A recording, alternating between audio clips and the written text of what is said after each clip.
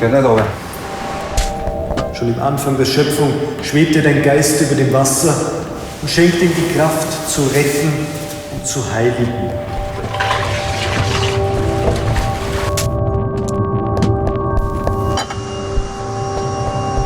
Der ist zart, dass wir den noch runterputzen.